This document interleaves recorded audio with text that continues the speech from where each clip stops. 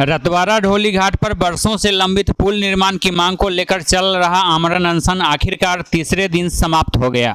अनशनकारियों ने मुजफ्फरपुर डीएम से मोबाइल पर मिले भरोसेमंद आश्वासन, एसडीएम पूर्वी के लिखित आश्वासन तथा तिरहुत स्नातक क्षेत्र के एमएलसी बंशीधर ब्रजवासी और युवा नेत्री कोमल सिंह के सक्रिय पहल के बाद अनशन समाप्त किया। शुक्रवार को दोपहर बाद अनशनकारी प्रतिनिधि मंडल बंशीधर ब्रजवासी और कोमल सिंह डीएम कार्यालय पहुंचे। वहां डीएम से सीधी वार्ता की गई। प्रतिनिधियों में शामिल श्याम किशोर एवं अवधेश कुशवाहा ने बताया कि अधिकारियों ने भरोसेमंद कार्रवाई का आश्वासन दिया है। मामले से संबंधित लिखित पत्र भी सौंपा गया है। बंशीधर ब्रजवासी ने भरोसा दिलाया है कि वे सरकार, सदन और विभागीय मंत्रालय से समन्वय कर पुल निर्माण को चुनाव से पहले शुरू करवाने की पूरी कोशिश करेंगे। अनशन टूटा।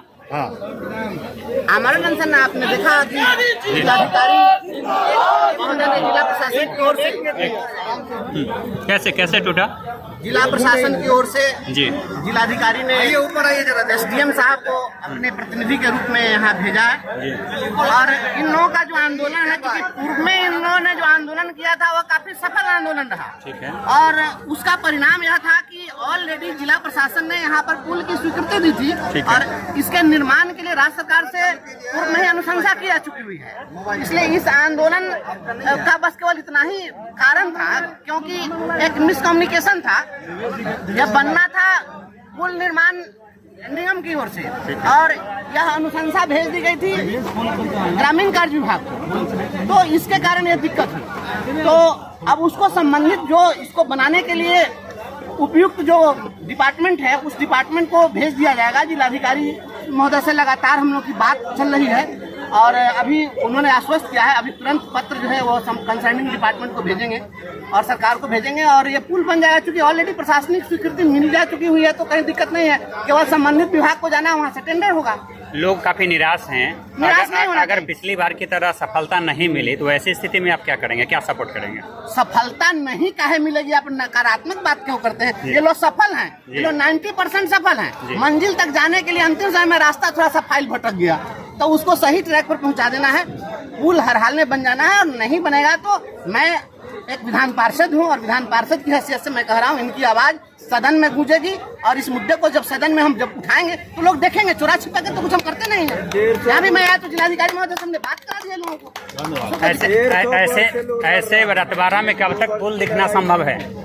देखिए, अब यह तो प्रिडिक्शन करना उचित नहीं है और कुछ भी कोई बोलेगा तो, लेकिन अनुमान लगाया जा सकता है क्योंकि आपका अनुभव रहा है। जितना जल्द से जल्द बन जाए इसके लिए सभी लोग प्रयास करेंगे। मैं भी व्यक्तिगत रूप से इसके लिए इनिशिएटिव लूंगा और जो जरूरत होगी मैं प्रयास करूंगा। अगर मुझे ये पहले जानकारी हुई रहती और ये सारी चीजें, तो अभी जो सत्र जो बीता उस सत्र में भी ये सवाल, हालांकि ये सत्र चला नहीं लेकिन इस सत्र में भी मैं सवाल डाला होता। मेरे यहाँ जो भी मामले आते हैं मैं उसको सदन में डालता हूँ और मैं पूछता हूँ सरकार से सवाल। युवा नेत्री कोमल सिंह ने कहा कि यह आन बान और शान की लड़ाई है। कोई भी ताकत अब रतवारा में पुल निर्माण की कोशिश को नहीं रोक सकता है। उन्होंने बताया कि हर हाल में यहाँ पुल का निर्माण होगा। उन्होंने कहा कि गायघाट विधानसभा क्षेत्र के विकास के लिए वे लगातार लड़ाई लड़ेंगे, हर विकास के काम को मुकाम तक पहुंचाएंगे। सबसे क्या आश्वासन दिया गया है? जैसा बताया सारा ये बताई है सारा बात कि फाइल चला गया था। हम डीएम सर से हम लोग की सुबह से बात हुई और अभी यहाँ से डीएम ऑफिस ही जा रहे हैं और फाइल को हम लोग को सही ट्रैक पे लाना है और यहाँ से पटना तक मंत्री जी से मिलना पड़ेगा, मिलेंगे और पुल बनवाने का कार्य करेंगे। जो भी सहयोग होगा सहयोग करेंगे। बताइए क्या कहना चाहेंगे अनशन के बारे में? अनशन उतना ही चाहिए और जिस कार्य के लिए अनशन हुआ मेरा विश्वास और प्रयास रहेगा कि कार्य सफल हो। मैं अखिल भारतीय महिला कांग्रेस के विधानसभा के महिला अध्यक्ष और मैं अनशन के बारे में आज मुझे जानकारी मिली। मैं यहाँ आके हर बात को जानने की कोशिश की और इनका मांग जायज है और प्रयास रहेगा।